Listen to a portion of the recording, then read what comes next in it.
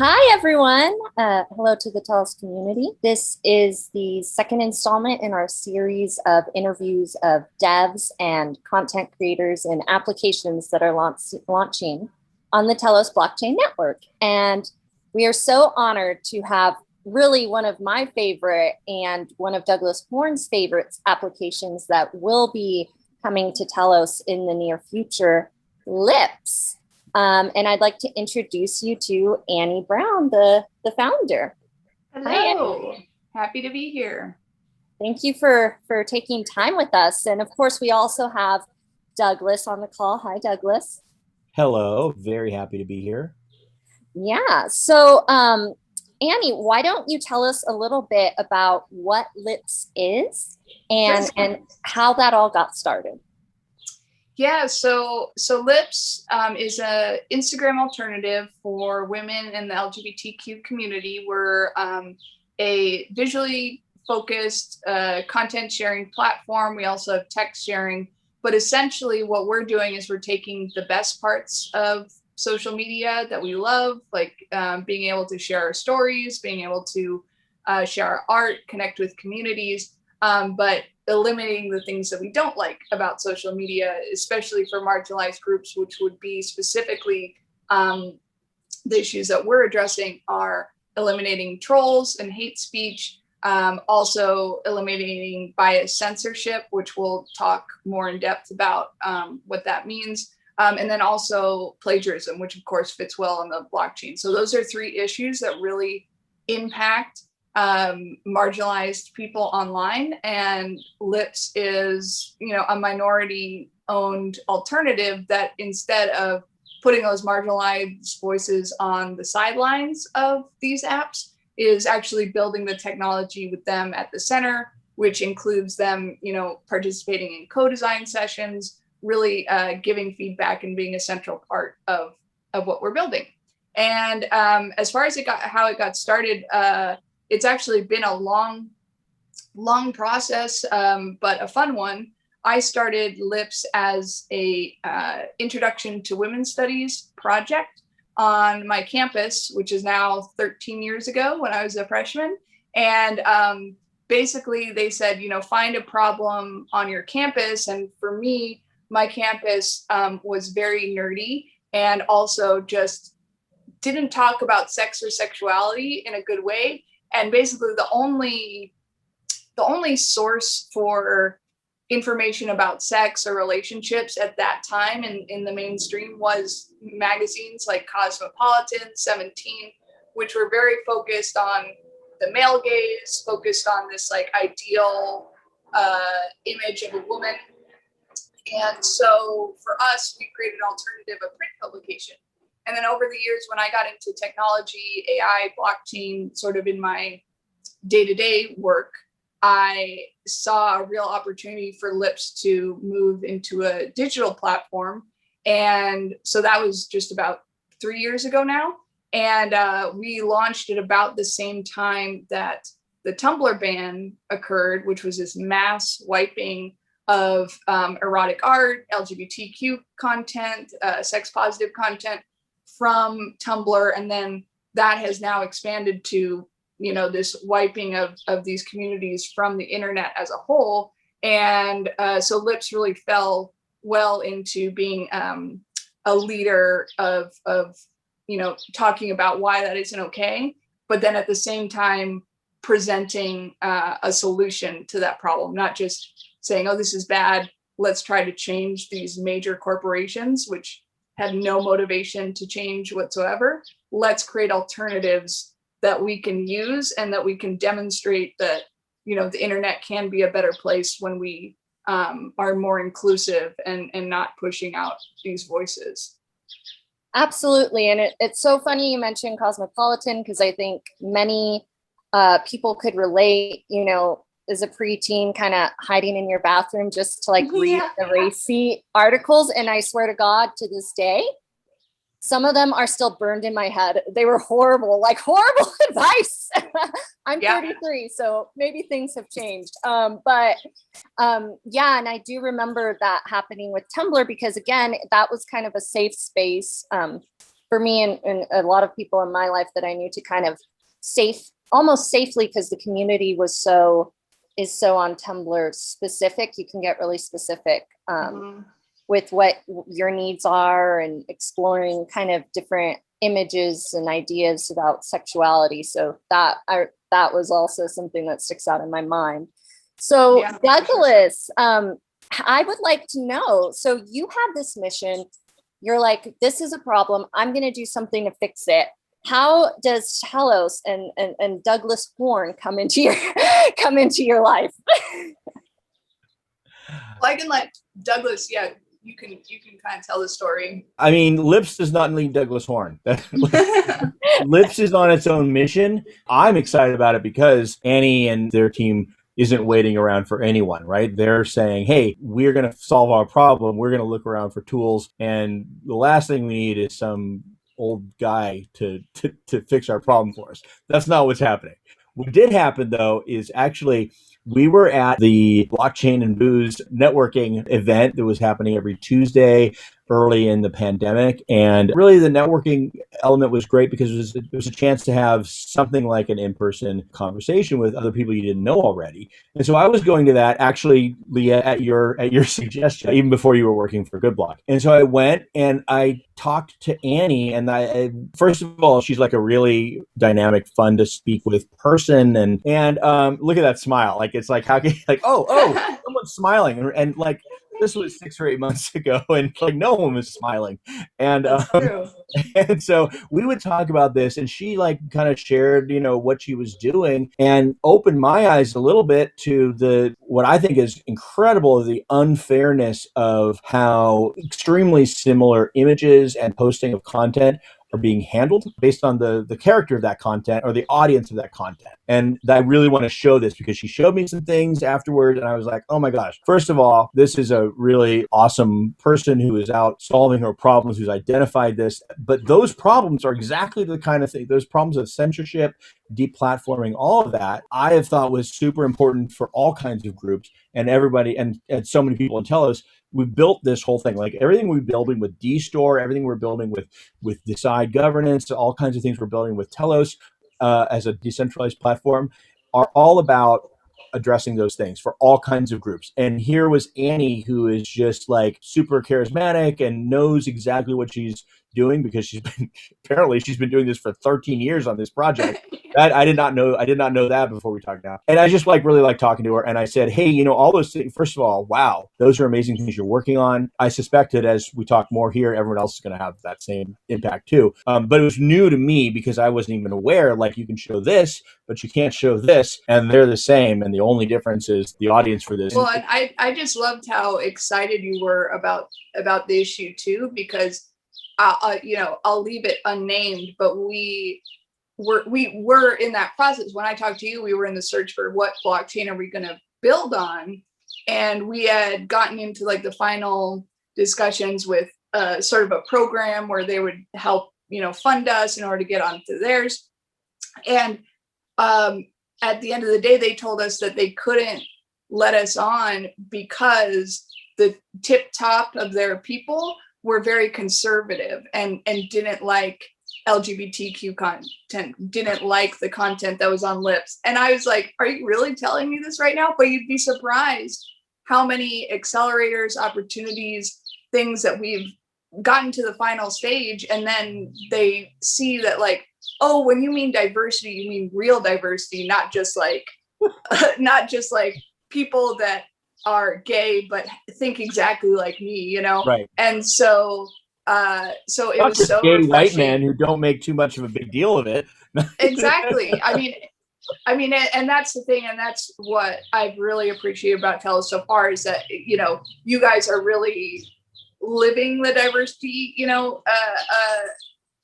It's like there's a lot of people right now talking about diversity and inclusion, but you guys are saying, no, these technologies can be used to make the internet better for these different groups. And yeah, and then the Telos technology just fit in with a lot of what we're doing. And what's really exciting is, like, we talked to the Center for Democracy and Technology just a few days ago, and they're doing a lot of research on moderation, governance, and all this sort of stuff. And they're doing, they're right now focusing on, the problem, identifying the problem. But then I presented to them like, these are the ways where actually you can solve those issues using blockchain. And they were just really excited. So yeah, I think I love that you guys were excited about this issue. And I think it's an issue that doesn't get talked about as much, considering how ridiculous it is, really.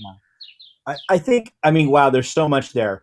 I know the history, and we should talk about this too, but you guys have been rugged, by a lot of organizations. You probably don't want to name names. Maybe you should, Right. once they've already pulled out on you guys. But you guys have been like fished along until the very end, and it's a sad story. I think it shouldn't matter what I care. I'm just one person. It shouldn't matter what the broad populace of Telos or dStor or whatever users think. It shouldn't. It shouldn't be. There should never be like that's not decentralized. There should never be something Right. where you go, oh, we talk to the boss, and the boss doesn't like whatever group you are. They don't like it. And so you're out. I mean, anybody who's like kind of pretending that that's like decentralized or blockchain or any Web3 or any of the things we're trying to achieve, right, has a fundamental lack of understanding. Well, and it's that gatekeeping that's really limiting the internet right now. Like for us, we couldn't even build an app on the App Store because there's no way we would have been approved by the App Store. And so, and we're doing very artistic stuff, very thoughtful, lots of research based. And, to think about all like, for me, it's not just about Lips. It's like seeing it happen from the inside makes me think like, oh, wow, like how much cooler could the internet be if like, these interesting apps are allowed, but there's so many people who get these cool ideas and then are told no enough times that they just give up. And that's the saddest part. Apple, like I'm not assigning any values to that. I'm just saying descriptively, that's like Apple is, as it promotes itself as the most, we love everybody. Well, they've got the most. They got rainbows all over every piece of thing, whatever, right? This month, right? Yeah. And yet, I think you're absolutely right that would be their. Well, their policy for the App Store is, quote, anything that causes arousal, which is really can be deleted, and which is really interesting because that's so well, exactly. And it's so broad and it's such a weird, like when I saw it, it's like, that's a joke. That's like, they wouldn't put that, but that's their policy. If your app causes arousal, then it can be taken off the App Store. And it's bizarre. It's such a weird policy to have. And, just another reason why I think social media platforms or just any kind of community sharing platforms have to be decentralized in the future, because if we rely on these monopolies, the internet is just going to be so overtaken by corporations and mainstream views of what's okay that it's not going to be a good place for anybody anymore. Exactly. And I would like to touch on that a little more. Because when you do speak about these things, you're not just speaking from the background. You said you've been working on this for 13 years, and you're not just speaking as part of the queer community. You're speaking as someone who has a really deep technical understanding of tech, from what I've seen reading about you. Is that correct? Yeah, so I write on AI for Forbes and have been a guest lecturer on blockchain and AI and just kind of the social impact for emerging technologies at UCSD. So that's sort of the taking my background as a feminist researcher and as a expert in AI and blockchain, and kind of bringing those two things together of how to create feminist technologies, essentially. And so that's my background, like sort of as a researcher. And then what we've been doing with Lips has been really fun because we've been working side by side with other researchers. So every point of Lips is very much backed in sort of this research centric, focusing on, youth mental health, sex, like sex trafficking prevention, marginalized voices. Like I think the term is, there's a lot of interesting terms. I'll share the article we wrote on it, but it's essentially designing for marginalized groups and also like community-centered design. And so it's a combination of sort of how do you take design and emerging technologies and use those both to actually solve social problems. Because there's like these groups like I really love, they're like feminist internet and other groups who have these, you know, think tanks and basically imagine, oh, what would a feminist internet look like? How can we create those? But what Lips is, and what I'm excited about, is like, let's take that a step farther and beyond just a workshop, and let's actually create it as a commercial technical project. I love that, because I think it is important to point out, because it's so easy to, when you're trying to change the status quo, to be dismissed. And it's interesting to me that you kind of check all the boxes that I feel if you were a straight male in the industry, you may not have faced some of these kind of, you know, issues around funding and just discrimination. So I just wanted to point it out to everyone. Annie is like an expert at this stuff. She knows what she's doing, and just let's publicly just take a second to quietly shame and send well, it's interesting. Negative vibes to these people that are really trying to rain on well, I think what it is too is, you know, like Lips, you know, we don't, our app, and a lot of it is because of just, we want to stay online, we don't want to be taken down, but we don't have pornography on our app. It's all erotic art and self-expression, and that's part of the ways that we can sort of, I guess, like same way we got around the monopoly of the Apple Store, it's like same way we can get around some of these rules, because if it's covered by the First Amendment as art or creative expression, then, you know, it's safe. And so we want to make sure that people's content is safe online and won't be deleted. That being said, you know, it's really interesting that some investors and investor networks that are so comfortable investing in sex positive companies by men, like Hims, like Pornhub, like OnlyFans, when the narrative is male dominated, it's much more easier to understand because that's this narrative. But when it comes from this female perspective, it's like, oh, well, this isn't made for me. So like, you know, I think this is gross, or like, I think this is like, this isn't sexy to me. So why would anybody want this? And so like, that's been really interesting too, that, and these organizations like Pornhub and OnlyFans are really problematic in a lot of different ways, especially for the creators. So yeah, it's been interesting, but I appreciate that. Can we show some of that? Because I think we talk about it all the time, but then when you see, for me, it was like, you know, we were talking about that. It's like, I'm sure that's a real thing in life. And then I see it, you're like, well, look at this and look at this. And I'm like, that's not fair. So what if we start sharing this? Are you able to see my screen? Yeah. I jumped right into you because you had mentioned Hims, right? You want to talk about this and sure, we can play this game too, which is really fun. This is a great campaign by our friends at Dame and Unbound. They're both women's health companies that focus on pleasure as a part of health. So vibrators, but also you'll see their pillow product, which is essentially like a product you can use during sex to make it more comfortable. And what they did was both their accounts at one point or another have been completely deleted from Instagram and Facebook, and without warning, of course. And they both still struggle with publishing ads. So these are ads that they tried to get published. The pillow one was not approved by Facebook ads because it was viewed as inappropriate. The one of the hands holding the vibrator was unapproved because it was inappropriate. But then when you go to Hims, Hims, not only are their ads approved, the most insulting part of all this is Hims is actually highlighted as an example. If you go to Facebook's like ad platform or about our ads, it's like, look at what ads can do for your company. Hims case study.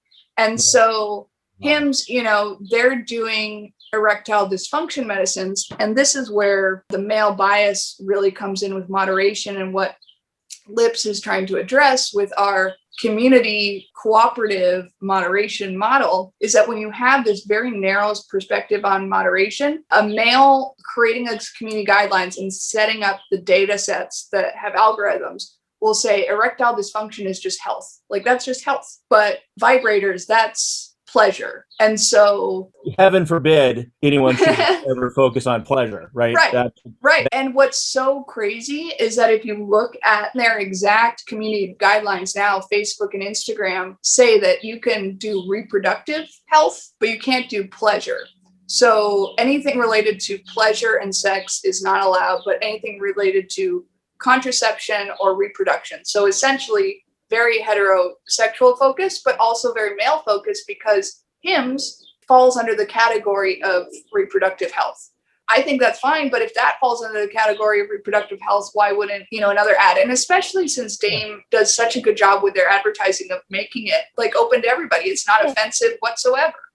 It's very interesting to me when I look at this. So first of all, the company names Dame and Hims, I mean, they practically use the same font. They're almost like, I would almost suspect, if had I not known, that these are like just, this is the same company and they're just have their male and female related products. Like it would at least cross my mind, right? But now I look at this, and forgive me for mansplaining. I'm just trying to acknowledge how I see this. Like, I see the Dame vibrator thing, which you can barely tell it's a, you know, you have to really know what you're looking at. And then I remember, didn't we recently have on television, back when there was television, that had commercials, wasn't there like a whole Trojans vibrator thing that played on like regular TV? Well, and that brings up a great point, because so Hims also has hers, which is you know, female arousal, and they aren't banned at nearly as high. It's all in a heterosexual context, right? Well, and it's a heterosexual so the real thing, if I were to look at this, I would say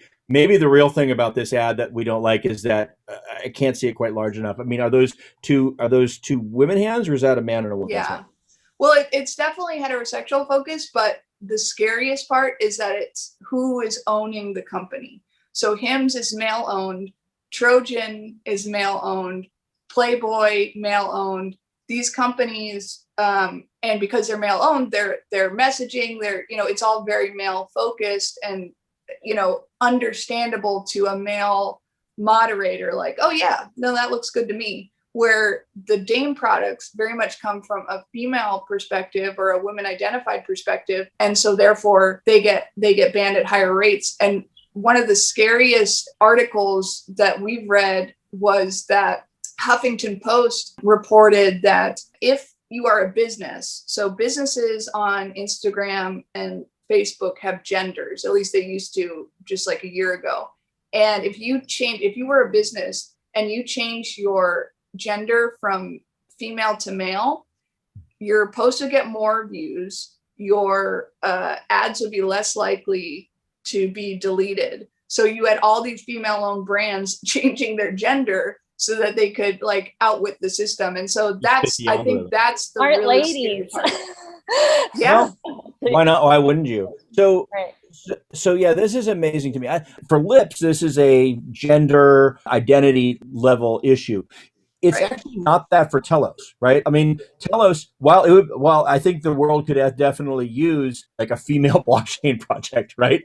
The way Telos engages in this is not simply because, hey, we're all about LGBTQ and women projects. We love them. We want as many as possible, but that's not specifically it. On Telos, it's we build the tools for any group that is being deplatformed, treated unfairly, you know, on an economic basis. Like, we're there. And sadly, there'll be some groups that probably those of us on this call wish wouldn't use that will use that. And that's a different problem in the future. I think that Lips is like a perfect pioneer here, because you're solving a problem you've been solving on your own for 13 years. suddenly you have a new set of tools that you can use that impact, like those tools empower everybody. I'm sure that there will be people that also use the same things.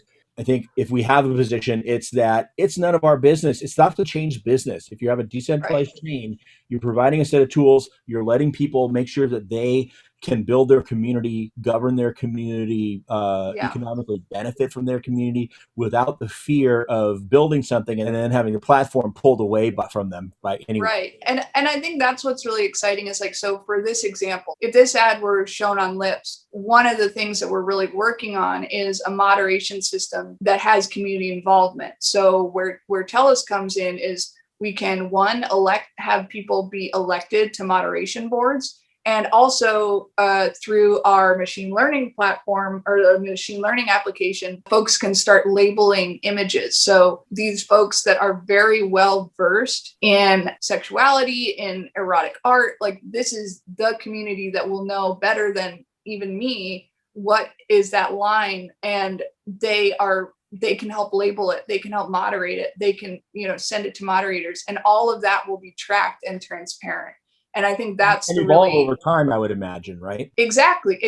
And so that's what we're basically working towards is this really unique combination of blockchain and AI, which allows for contextual AI for social issues that are too complicated for machine learning at this point to comprehend. And so this could be used in a lot of different ways beyond just sexuality. Like race is another huge issue on social media. Like if I am a Black creator posting about white supremacy, it is much more likely for my post to be taken down as hate speech as opposed to an actual white supremacist talking about white supremacy. And it's scary stuff, but it all comes down to who's writing the code and who's writing those algorithms, who's determining what's right and what's not. And on Lips, it's actually the community that gets to determine that, which is exciting. That Absolutely. Governance piece is huge, and I think game changing, because I don't know of any social media out right now that actually has such a direct outlet for their community to say, this is serving me or this isn't serving me. Yeah. I mean, that is exactly why we built it. I look at this as we had a system where at one point it's like you could post anything, right?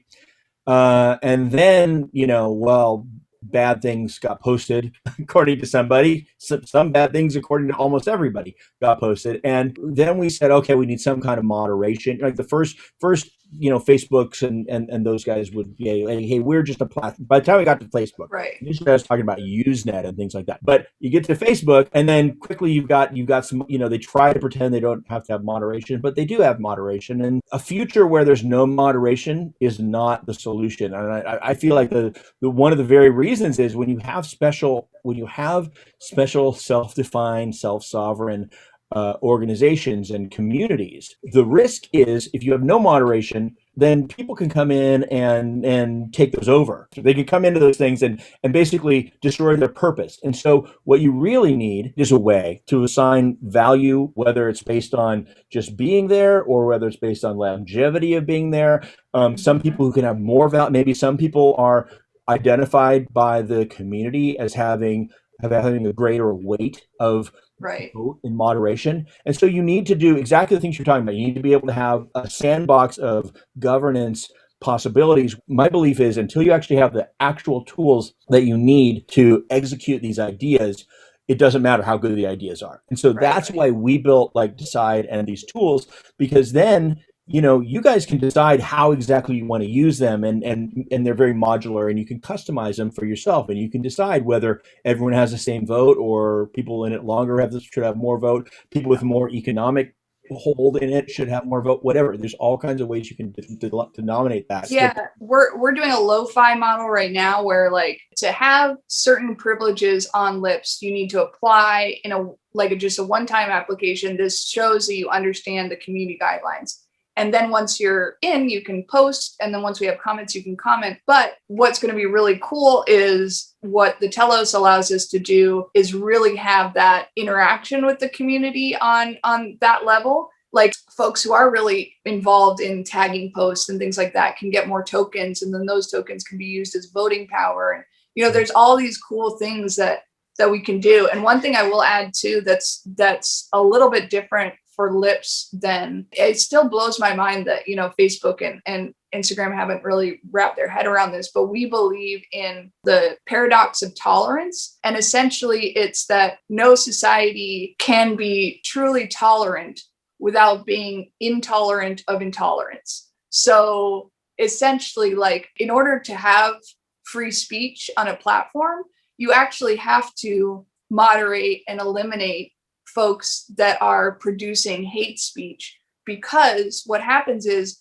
if you allow for those hate speech folks to say whatever they want under the guise of free speech, you're actually limiting the speech of others who are afraid for their life, afraid for just, any reason, afraid for harm of their family, to speak out. And so hate speech actually limits free speech. And so that's something that I think will be really interesting too, to see as we get more into the blockchain and moderation, how we can bring that philosophy into the blockchain moderation system. The tools are there for you to do that, and that's your community's decision, Yeah. right?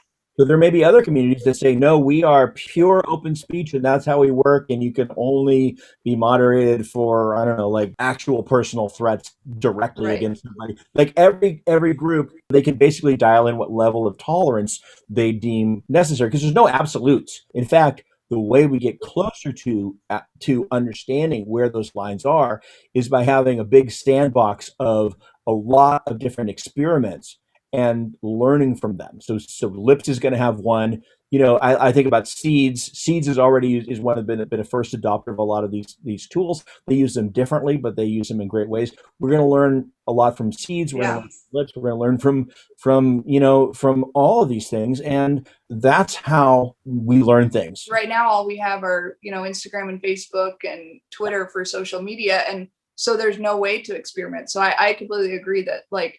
And we talked to that a lot about our community, that's saying, addressing these issues that these corporations are doing is a part of the solution, right? Like, not holding them accountable for it, asking for change, but you can't, like, that change isn't going to occur unless you start promoting and openly supporting alternatives alongside that activism. Because like you said, when you start creating alternatives, you start basically showcasing different ways of existing online that, maybe no one even imagined.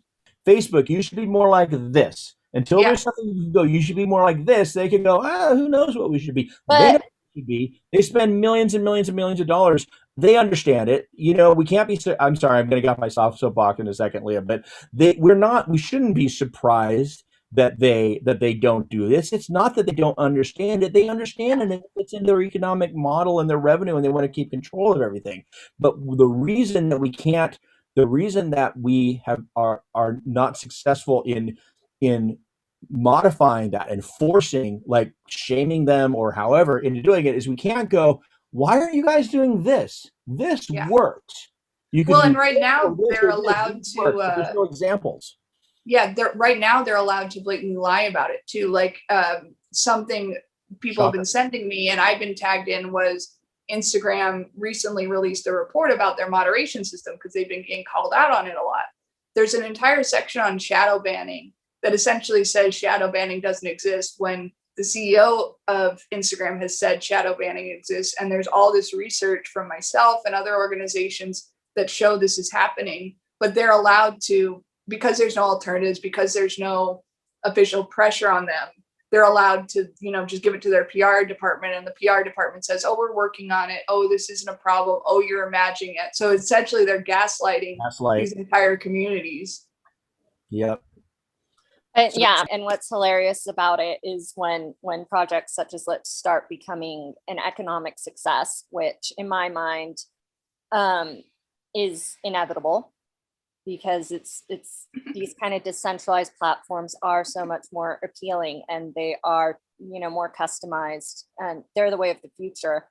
Once that happens, it's going to be fun, Annie, to see how many of those people that kind of, closed the door on Lips because they were like, we can't take this risk, it's too edgy for us, are going to come come crawling back. And so a year from now, I hope we can all get together again and have a good laugh about that. It's crazy. Think about the business case there, right? Yeah. Like, this is what's crazy. These things are supposed to be professional investors. They're supposed to be like, what's the business? To me, it's like massive. What's the size of what's the total addressable market for women who are interested in, LGBTQ media? That's got to be gigantic.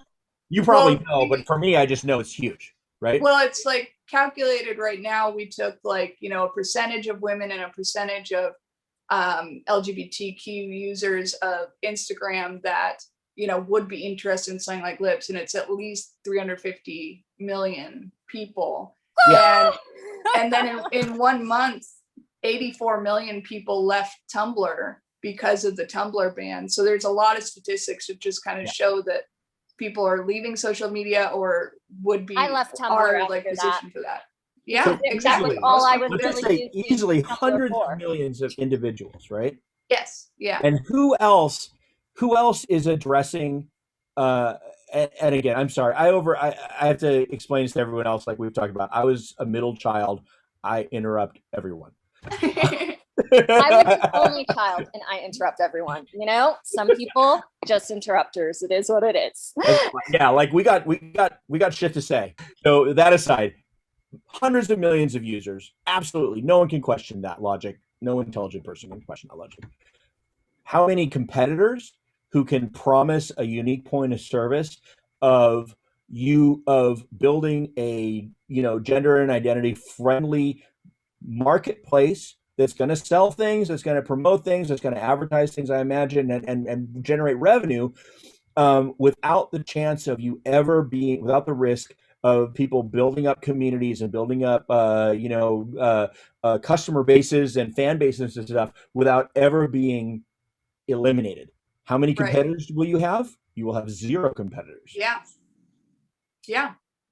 I mean, and that's why we always make it to the finals, and then we get, and then they're like, oh no, this is, and that's why we're finding the investor and startup culture. And don't get me wrong, we have found like a lot of really awesome investors who, are backing us. But the problem is a lot of those investors are from smaller funds, emerging funds that also aren't getting the funding that they need to back organizations like us. So it's kind of it's a bigger problem than just investors. But the majority of the folks, so we have, they say it's all about business case and it's all about these numbers, but then when you present those numbers to them and still they're investing based on what they think they know is right or best, it just goes to show that it really does matter who's investing in who. I'm not a financial advisor. This is not investment advice, but what I am is somebody who's looked at this. I'm not really that involved in the day-to-day of your guys' onboarding with Telos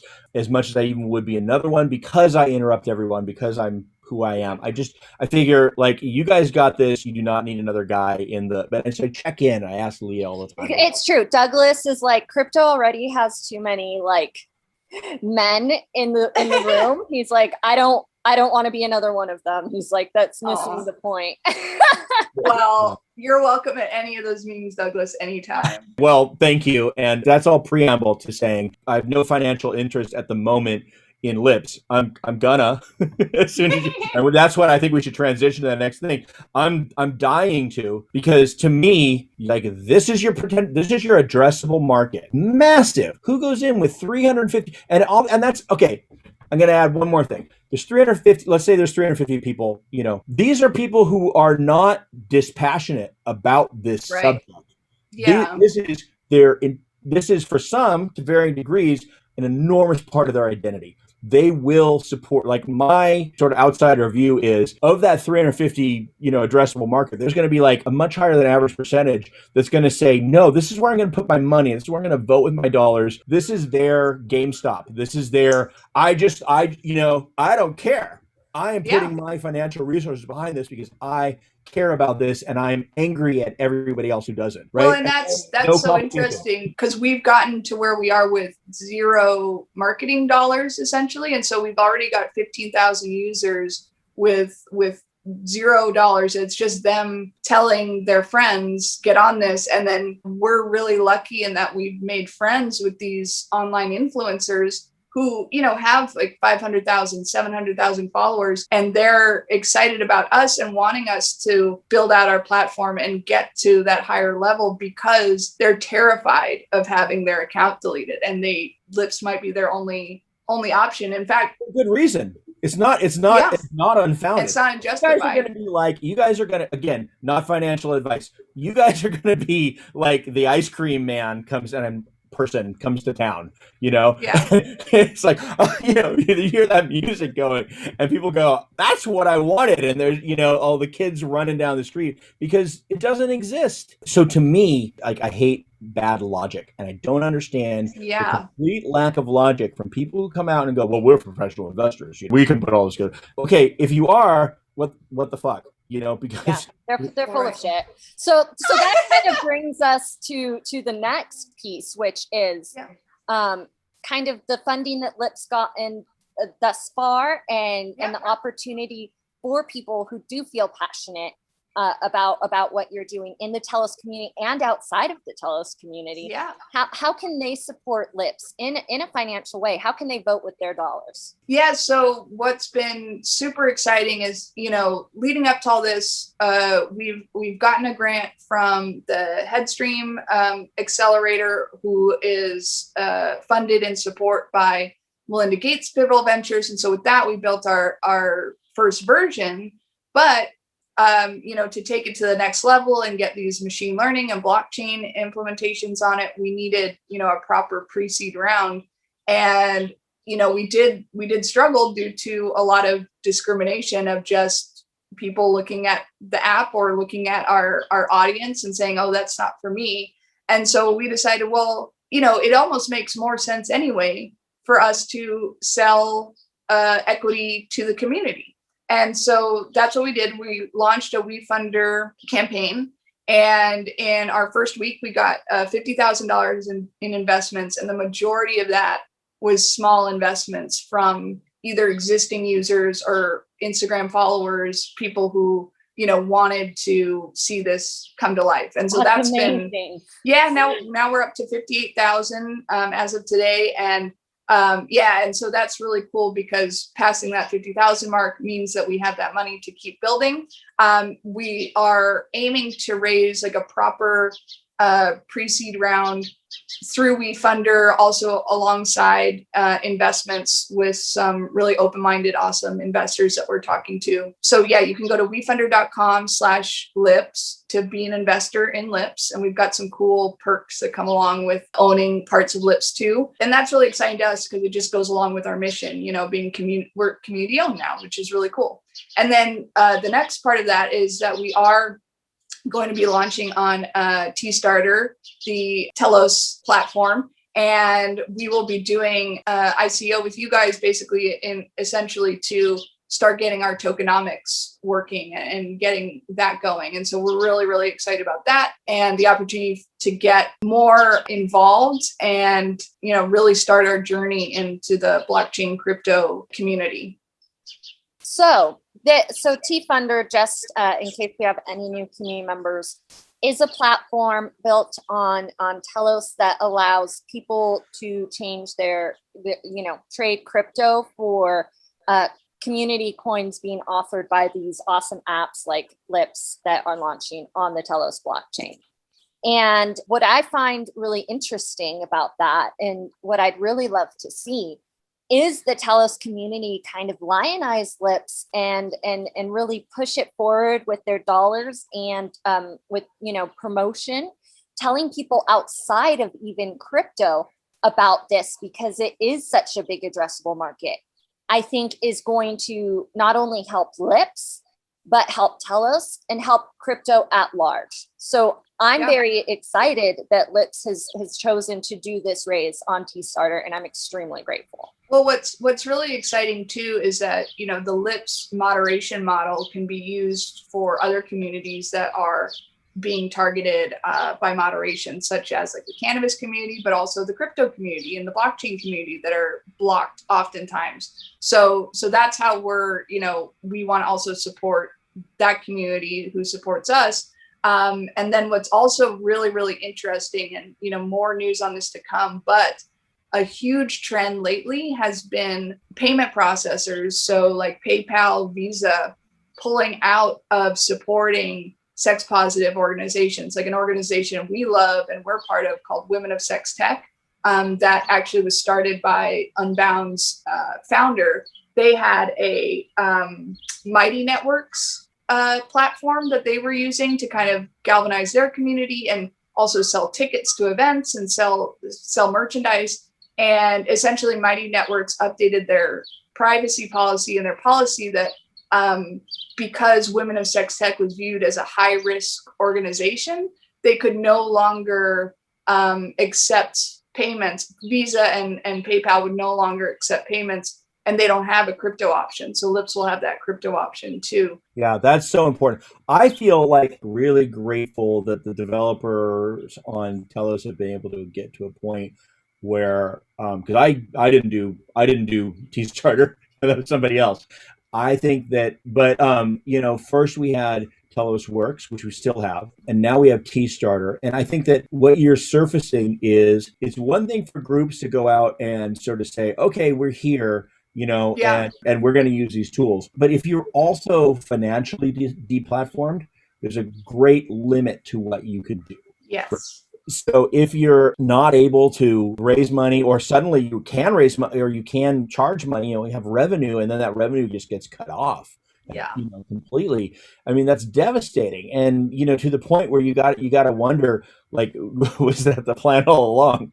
Well, so, we could turn this into a conspiracy podcast really fast. I'm all for it. That's episode 2. Yeah, but it's so true. I mean, that's the thing, is that like the Audre Lorde quote that's like, the master's tools will not destroy the master's house. And essentially, if you're using tools like Instagram or PayPal, built by these very, conservative, not open-minded individuals, and you're an activist, or you operate outside of that status quo, you're not going to be able to exist very long. And that's just becoming more and more apparent. And we're just like, kind of the canaries in the coal mine, but this is going to reach out to so many more people than the Lips community. Like, so many people are going to start being affected by this kind of whitewashing. No, it's here and it's coming, and that those kind of authoritarianism is here, and it's just going to continue to expand. And it really is up to grassroots and communities and passionate people to stand up and say, well, we're so. Oh, go ahead. We're gonna fight back. That's all I'm saying. Like, we're not. Well, I was just saying, I'm so grateful for the Telos community, because for a while, I was like, I don't know if there's gonna be a blockchain that fits what we need or accepts us as we are. And I'm just really grateful, because I do think that the future of free internet is with Telos. So I'm really excited to be a part of it. Right. As I know that we have other really interesting slides that we kind of want to take a look at here. Yes. And one of them loosely ties in, I think, to that story you're telling of kind of like financial almost abuse that can be inflicted on people as more people are having to be reliant on the internet to make their money. As creators. In the not so distant past, we had Bella Thorne on OnlyFans, and I believe she was well-intentioned, right? But she kind of broke OnlyFans in that she got so many subscriptions at once. And then the quote unquote fans turned out to be not such good fans. They didn't get the content they wanted there and were demanding refunds. And what happened is that, in my opinion, OnlyFans put in this draconian to protect themselves, because payment processing is expensive and issuing refunds is expensive for these traditional payment processors and companies. They have to pay. They basically, as a result of that, put a cap on what people on OnlyFans can kind of take home and earn, right? Which devastated tons of people using that platform. And this was in the middle. A Telos-based blockchain OnlyFans alternative that's owned by the users, like for whatever that might be, right? Well, I see Lips as being able to be something like that. No, I mean, Lips could be the one. Lips is going to be. We're hoping, like, because that's why our business model is very much like a SaaS platform for creators, because we're going to start with the marketplace, and and then we hope to build out these other features of like, you know, what do these deplatform communities need? You know, because YouTube deplatforms a ton of people. OnlyFans is deplatforming people. And, you know, what's crazy about the OnlyFans thing too is that Instagram will ban your account if you mention OnlyFans. So you can't even promote your OnlyFans anymore, besides the fact that they're kicking people off. But yeah, it's, you know, it's crazy too. And we talk about this a lot, that the sex worker community online, like doing legal online sex work, built the internet in a lot of ways. And you know, there's even an episode of Silicon Valley on this, that the adult industry is like 10 years ahead of the actual like tech industry because they get all the funding and all the money. But what's really interesting is that what happens is these folks get on these platforms because it's part of their lifestyle or it's part of their living, make money online. And then the second that the platform starts getting major advertisers like Johnson & Johnson, or, you know, these kind of quote unquote family owned conservative companies, those platforms are more than happy to just push you off, even though you are the ones that built them. Built it. Yeah. Their wealth. And so, and that's why, you know, it'll take time too to earn the trust of those communities, because they've been, you know, had the rug pulled out of them from under them so many times. What we always say is like we will always defend the right of sex workers to promote their legal work online, because in a lot of ways, and this is not just because we have friends who are sex workers and this is what we believe, but it's also because it's research backed, that like what happens with that when you start capping people's earnings, or you start saying you can't promote OnlyFans on Instagram, or you delete their Instagram, what happens is it's not like they're like, oh, okay, let me go to my, you know, IT job or something. It's like, oh, okay, now I've got to go actually do this in the street, and I've got to do illegal work, or I've got to do other illegal work. It's not like it goes away. It just gets worse. And that's why, you know, we're also for decriminalization and regulation of these industries, because that's where protection happens. And a lot of Lips is about the safety of users. And it just so happens that the research shows that for allowing legal sex work and allowing these people to exist and promote their work, it actually makes them safer, and it makes the world safer in general, and it decreases sex trafficking.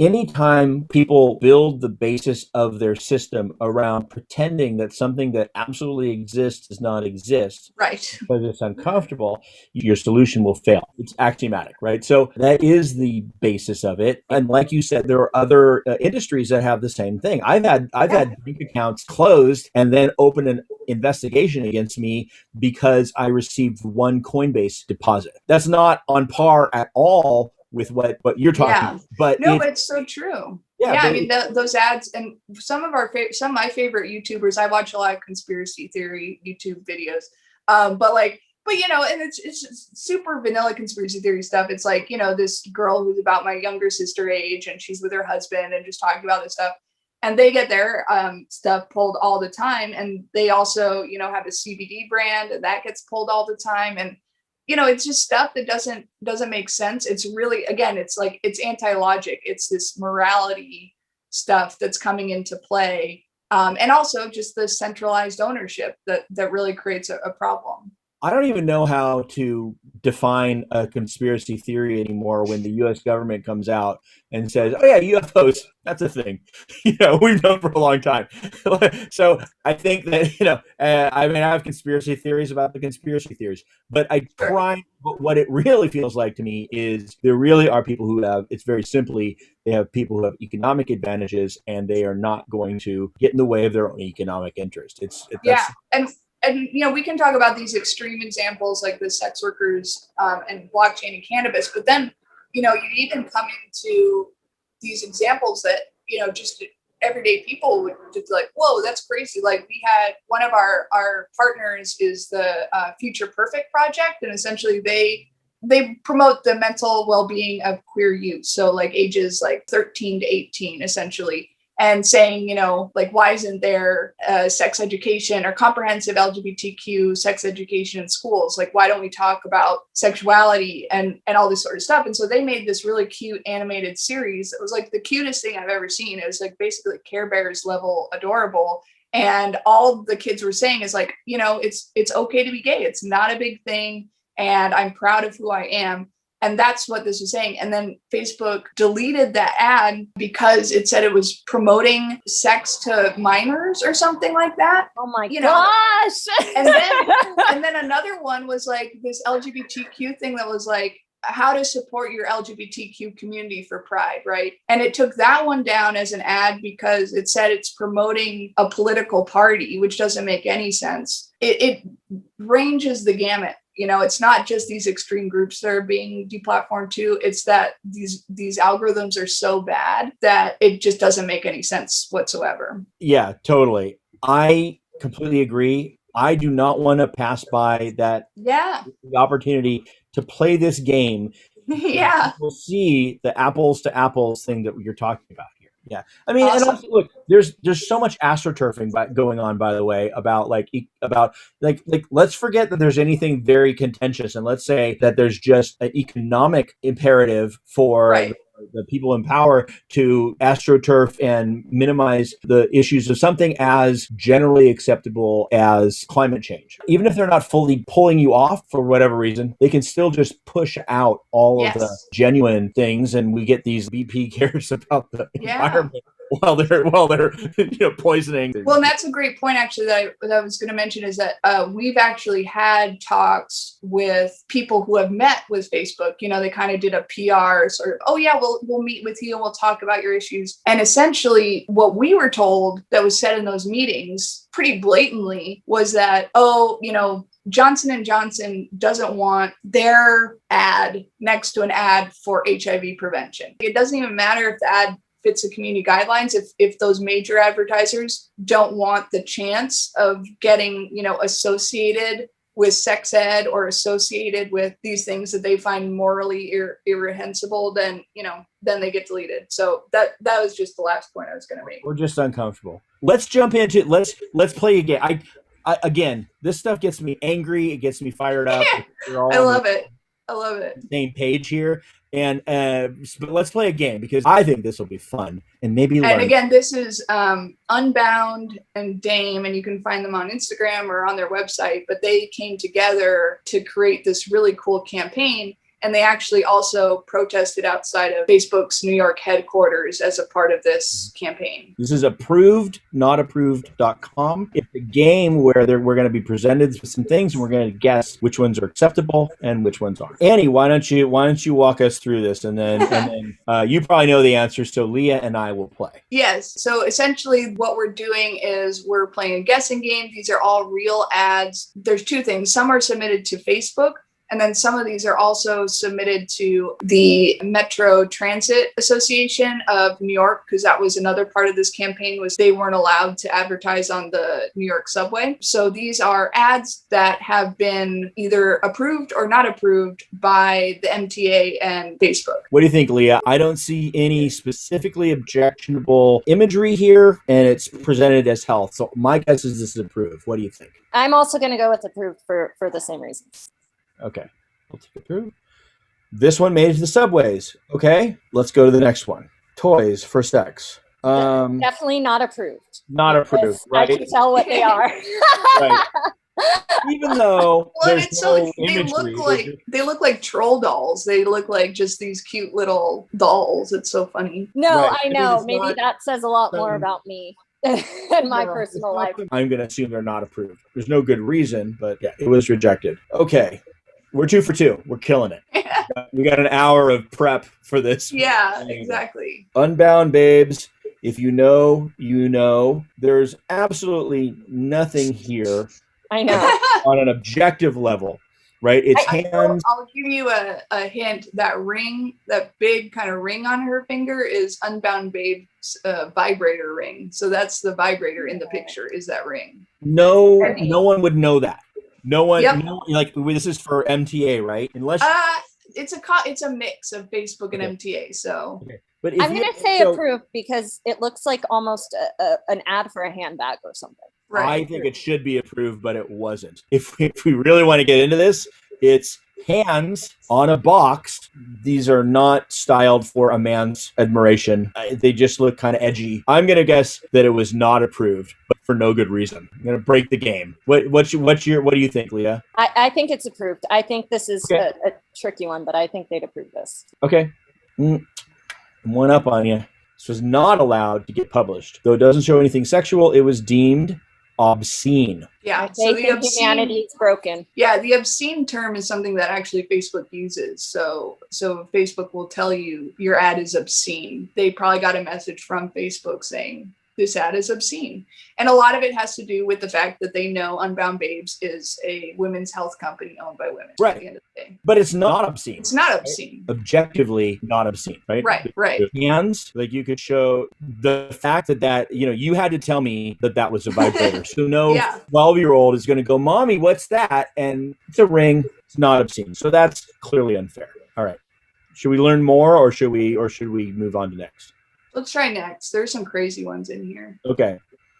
Approved or not approved? Salty is another brand. They're a newsletter, actually, and they would be good to talk to Telos, actually, because they have real trouble sending their newsletter through these different providers because they're deemed obscene, but essentially they're a sex positive publication. This is a picture of a woman who is clearly living her best life. Not necessarily working to appeal to the tastes of men. So my guess is that this is not approved, but I've been through the training apparently. Okay, no, but it's like if I objectively look at this, I'm going to say approve just because I'm trying to go, like, if I hadn't heard from Annie about this kind of unfairness, I would look at this and I would say, I don't see how this cannot be approved. So I'm going to go approved. I would love to see this up against an Oprah magazine cover. Like here is, if you were just to bullet point describe what these things are, this is a woman of color who is fully clothed except for her midriff, but that's styled beautifully and her shoulders. That's considered fully clothed. She seems happy. I mean, Cosmo has things that I know, right? Copyright. Well, and like these are useful. Like the copyright your nudes thing is a really interesting, and that goes back to like sort of some of the issues Lips is talking about plagiarism and people stealing things. Things on Cosmo are 10 times worse than anything on this cover, even in the text. Right. So I am 1,000% certain that this was not approved. How about you, Leah? I'm going for approved. Let's see who's right. Oh, come on. Instagram. This is not approved for Instagram. Promoting escort services. Promoting escort services? Where? Yeah, where? Like what? Where? Yeah. Wow. Promoting okay. And that's Instagram, not approved for Instagram. The baby is coming, and so am I. I love that. Sorry, I didn't see that. There's the baby is coming, and so am I. That's great. How to copyright your nudes to avert revenge porn. Everything modern date. Okay, so the realities of interracial dating, hot and fat. How is that different than a Dove commercial? Amber Wagner is just living, baby. Everything modern dating, sex relationships. It's almost like it's not the fact for me that it's rejected. It's the ration that drive me crazy. It's the ration. Well, and that's what's so crazy, and like that's sort of the mental health portion too. Like, I've had ads rejected, and you get these notes back from Instagram telling you that you're promoting escort services, or you're obscene, or you're inappropriate, or you're like selling sex to minors, and it kind of messes with you, honestly, because you're like, wait, I put so much effort into this to make sure it was a good thing, and that it's wrong, but at the same time they're telling you that you're an awful person, or that, like, not that promoting escort services is awful, but they're telling you that you're doing something illegal, or they're telling you that you're a criminal, and it just like it messes with your head kind of. Yeah, I feel like there's some element of this video for your core audience that is like, grandma watches a video game. Straight man realizes why ads were rejected. It is so great, because that's what we're running into too, is that people don't believe that this is happening, and then they just don't take the time to learn about it either. And that's because it is unbelievable. Like if you showed this and said, is this promoting escort services? Anybody would say no, but yet Instagram, this $1 million algorithm, is saying yes. It doesn't make sense. Yeah, it doesn't. But it works because people are going, oh no, objectively that's not, but they're going, but I'm glad it's not up. I'm glad I don't have to look at it on the bus station. Well, that's the thing, is that these things promoting escort services are obscene.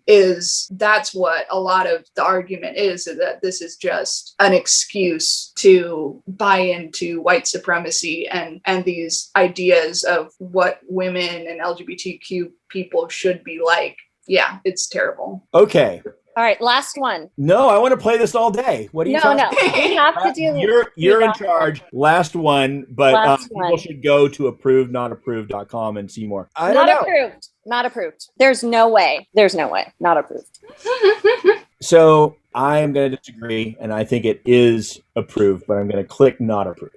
Instagram allowed this ad to run. Despite using sex to sell, this ad was considered okay. You really don't want to do another one, Leah?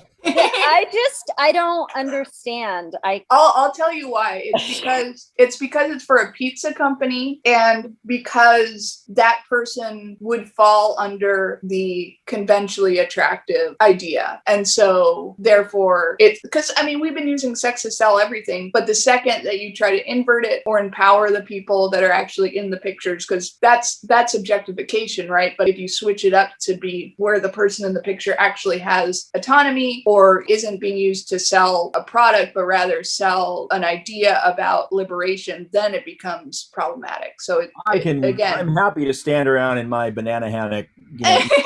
Go me, go America. Literally, I could do this all day. It goes far beyond these platforms too, because like that Netflix documentary Coded Bias talks a lot about this, that the AI bias, AI is being used in moderation for everything we do. And yet it is so wrong about so much stuff, like objectively wrong, not just like, I'm a liberal feminist or whatever, so therefore I think that this is right. It's like, no, that's not escort services, or no, that's not obscene. And so, what we're trying to do at Lips is using blockchain, using AI to actually build a technology on the back end that then can be applied outside of Lips to just make these more accurate and efficient. Because that's, at the end of the day, the goal of AI, right? Theoretically, is to be as efficient and accurate as possible. And these just aren't accurate at all. Yeah. Okay.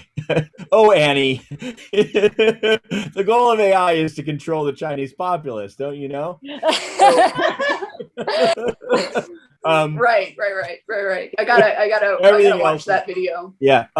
But so here's the thing. Yeah. You say AI is being used in moderation, right? That moderation is going to stop, right? It's only going to be used more. It's being used in moderation here, is being used in, at full power in China, for example. I mean, a lot of the advances of graphic cards is to better handle the processing of faces for like facial recognition, which is done. Facial recognition is solved.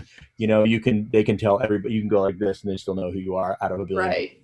And social score and all that. That's what is being used like in China and in other places too. Like they're number one. They're the world leaders of watching every move of their own people, predicting the next move of their own people, extrapolating between A and C what B must be. And that's coming everywhere because it only moves one direction. Well, I think social media is a big part of that, right? Because massive.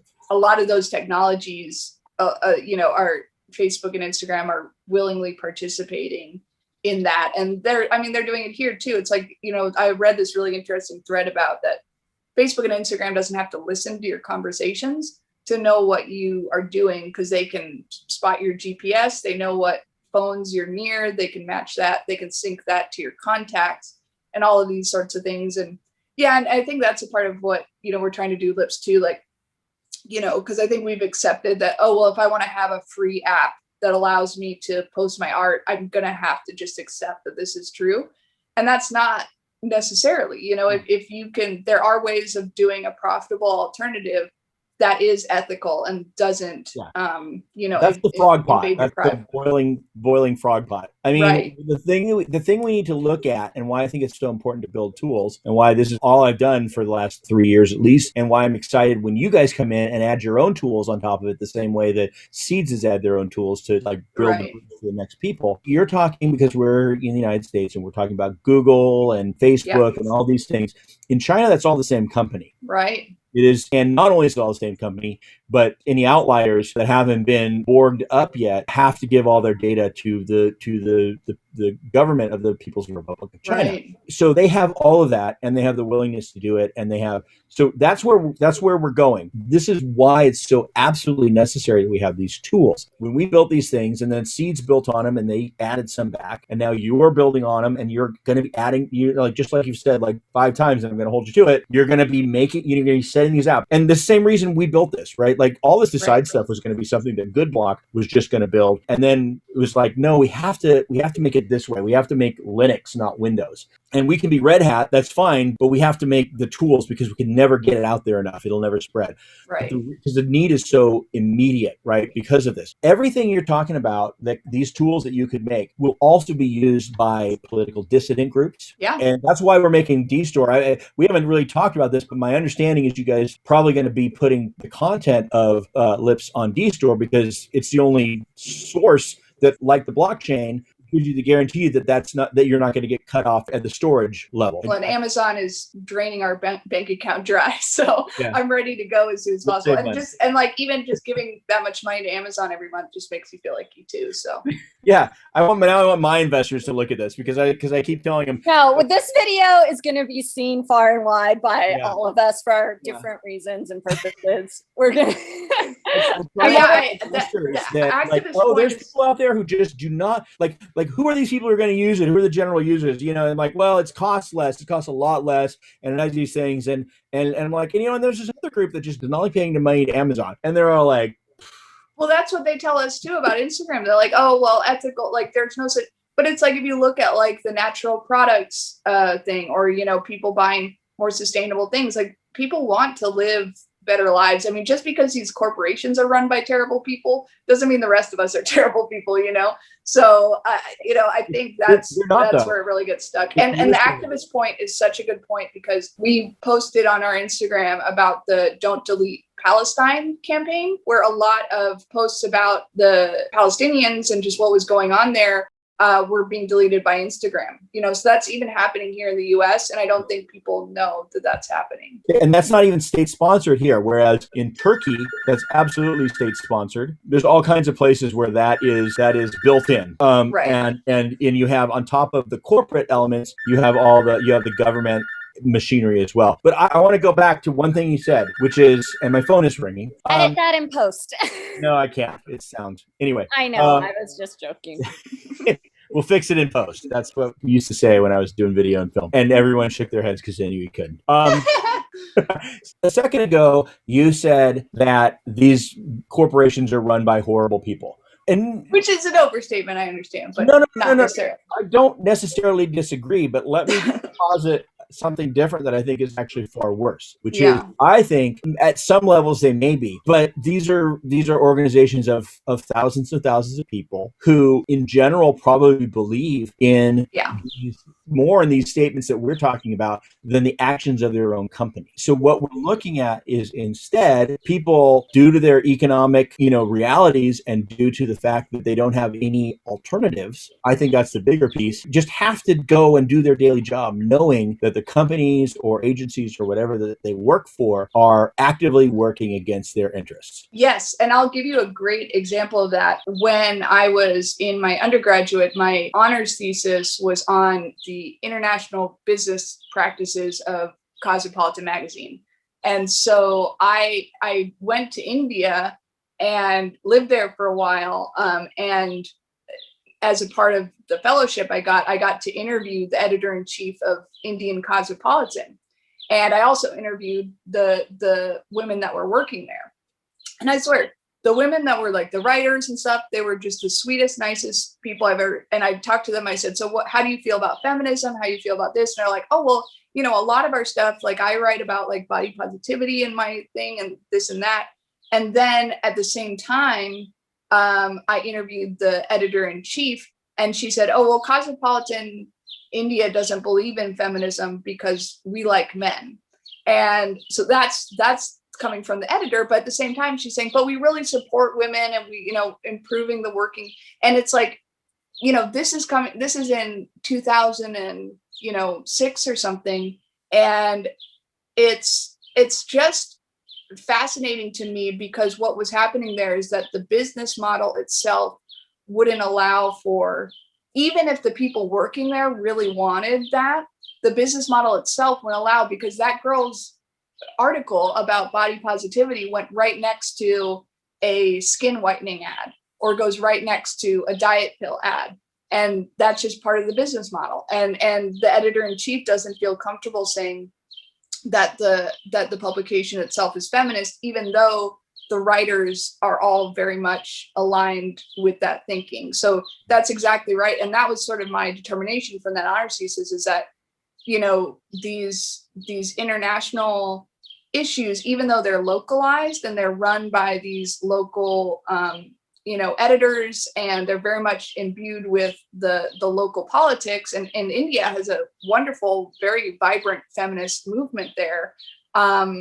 It's the international business model, the business model at the source doesn't allow for that. And that's what I think the message we're trying to get across is, people who are trying to change Instagram and Facebook and all these things, like that foundation. I mean, for goodness sakes, Facebook was built as like a hot or not rating ladies, right? So if that's the foundation you're starting with, and then you're trying to force it to be this other thing, it just can't. It can be on a superficial level, you know, doing LGBTQ stickers and all these sorts of things, but at a really core level, it just can't. It can't be that. Yeah.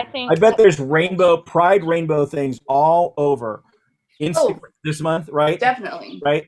Like the sticker at the sticker level of support, it's great. It's doing great. 10 out of 10 Yeah. sticker level.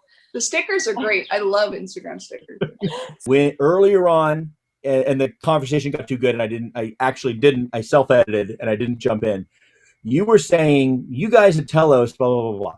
But that's not the reality anymore. It's we. Telos is a we maker. You are part of it. You're trusting your entire business and community to the tools that we create. You're adding to those. You're going to be using things like T-Starter to raise funds. I would suggest, by the way, that you use Taikai hackathons which is a great, amazing hackathon platform built on Telos. We're using it with the condo weather balloons to do a hackathon for a machine learning program to use that climate data to actually bring daily weather forecasting for the first time to Western Africa. Cool. You know, there's so many things where Telos is not just a platform where there's a bunch of siloed things that don't have anything to do with each other, and it's a network where all these things build as this grows, and it provides those tools. And I'm just really excited that you guys are here. I love that you provide such a great example. I would hate for like some terrible hate group to be the first huge poster child for free speech on Telos. I wouldn't get to say. I don't get to say no. And the same strength that you guys see in, hey, we get to guide our own organization. Nobody gets to tell us, means that other people are going to get to do it too, and they can. Let them stay in their box in the corner. You don't have to see them. They'll be there. They don't get to come in and wreck your thing, and you don't. And we're not interested in going into theirs. No.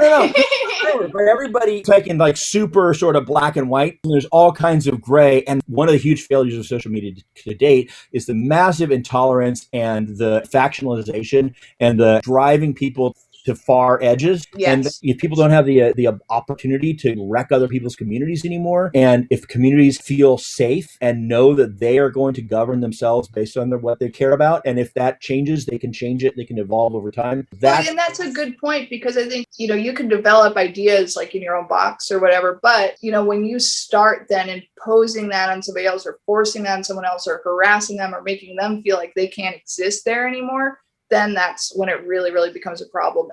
And the polarization issue with algorithms is really interesting. It reminds me, I need to introduce you guys to the folks at the Purple Project, because they are basically doing like depolarization of media in general and doing some research on that. So I'll introduce you guys to that, because they've got some folks in their network that I think would be a good fit for Telos too. Well, let's wrap it up there. I'm sorry, Leah. Sometimes I just get so excited, and there's something that I just feel like has to be said. And I love it. The passion is why we're all here. No filter. Yeah.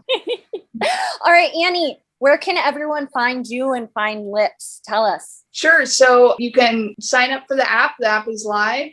It's at Lips.social, and you can learn more about us. We've got a video. We've got basically everything about Lips on our WeFunder. So wefunder.com/Lips. And follow us on Instagram at Lips_zine, where we're shaking things up on their platform. I love it. Thank you again so much for taking the time with us. Oh, it was wonderful. It was a great conversation. Thank you. And let's do it again soon. Bye, everyone. Thank you, guys. Bye.